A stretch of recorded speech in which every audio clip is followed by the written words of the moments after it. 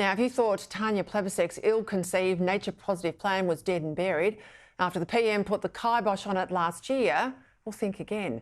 The Environment Minister has revealed she's working with all parties to secure the passage of the bills through the Senate, and Peter Dutton knows exactly who's she referring to. And we now find out that there's a secret deal that's been signed between the Greens and the Labor Party about introducing a bill which will stop mining in its tracks in WA. Let's bring my panel in for comment. Deputy Executive Director at the Institute of Public Affairs, Dan Wild, and One Nation Chief of Staff, James Ashby. Gents, welcome. Well, James, if the polls are accurate, we know majority Labor government is out of reach. So are we seeing here the first steps exposed by Tanya Plibersek of a secret deal between Labor and the Greens for some sort of power-sharing arrangement? Well, it shows that, but it also shows disunity within the Labor Party, and it's unclear right now who is governing this country. Is it Tanya Plibersek or is it Anthony Albanese? It's not just going to take the Greens to get this bill across the line. We have to look further afield, particularly in the Senate.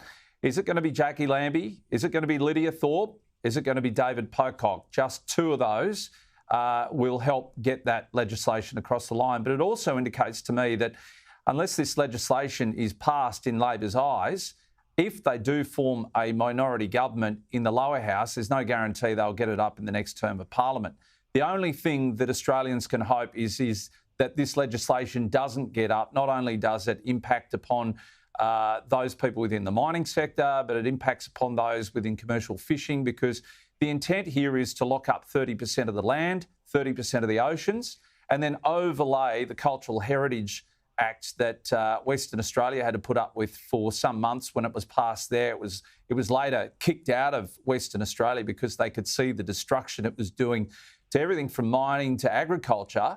And here we have a Labor government hell-bent on implementing those things nationally. It is chaotic, it's destructive, and Labor will really destroy our economy if this bill goes through. Let's go to the big promises the government made at the last election to cut power bills. Figures released today by the Australian Energy Market Operator, AEMO, show the cost of generating electricity in the final months of 2024 jumped some 83% year on year. The Australian energy regulators put the figure as high as 134% in some regions, driven by high demand and a shortage of coal-fired power. Dan, you know, they like to demonise coal when it's missing from the system. Our power bills skyrocket. Now, I've been working with your mob, the IPA. We've been on the road. We've talked to farmers. We've talked to regional communities.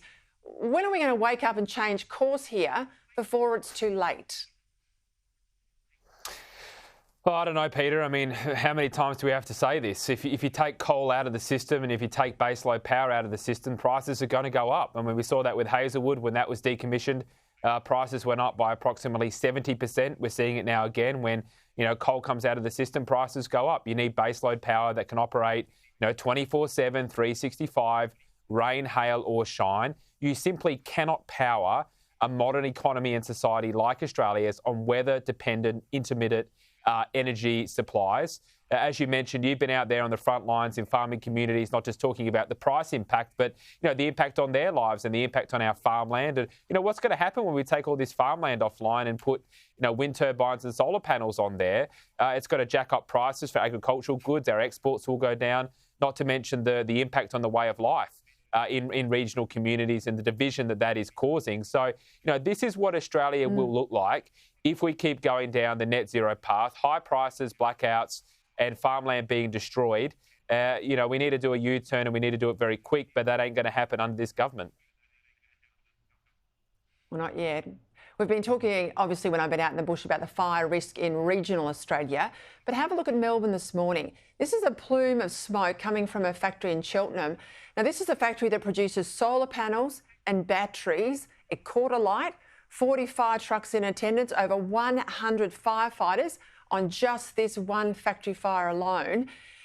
James, an expert recently told us here on Sky News these batteries are causing more than 10,000 fires in Australia per year. This is what the government doesn't want us to talk about.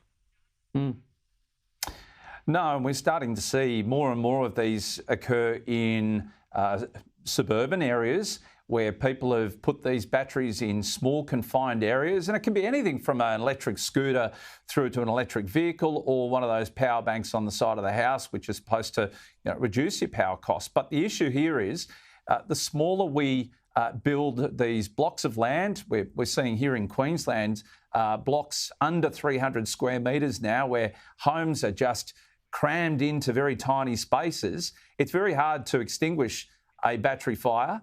And I think what you'll find is over time, as more of these catch alight, we're going to see larger extended fires which take out whole communities as a result of it. And the number one increase will be to your insurance premiums as a result of it.